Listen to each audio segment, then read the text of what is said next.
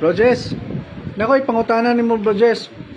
Nga naman ni silang pastor at Chianides nga dili man muilag mga balaan nga mga santos. Unsa mag-inungdan ani?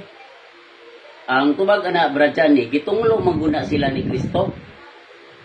Gitunglo na sila ni Jesus sumala sa San Mateo 7:6. Si Jesus mao ang nagtukod sa Katoliko. Si Mateo obispo sa simbahan Katoliko. Mo'y nagsuwat sa Ebanghelyo.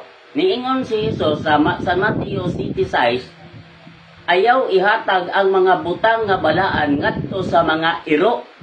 Kay ila lamang kining ilaway. Ila lamang kining pasipadan. Ayaw ihatag ang mga perlas ngadto sa mga baboy. Unya sa Isaiah 56:11 Brajani, ang mga pastor mao ang mga iro.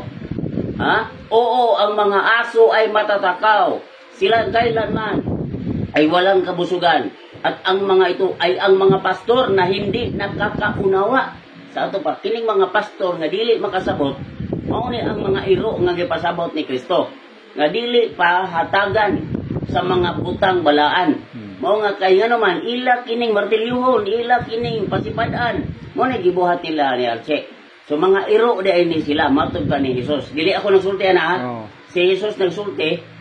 Unya si San Mateo Obispo Katoliko mao po'y pamatuo diha sa Ebanghelyo.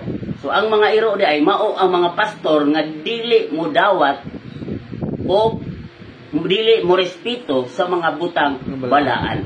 So, litra por litra sa Biblia na Brad Johnny. So kini sila asong matatakaw.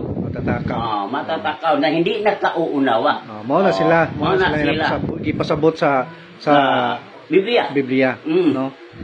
So sakto. Ayaw ihatag ninyo ng inyong mga butang balaan anang mga iro nga pastor matod pa ni Jesus. Okay, salamat Bro Jess.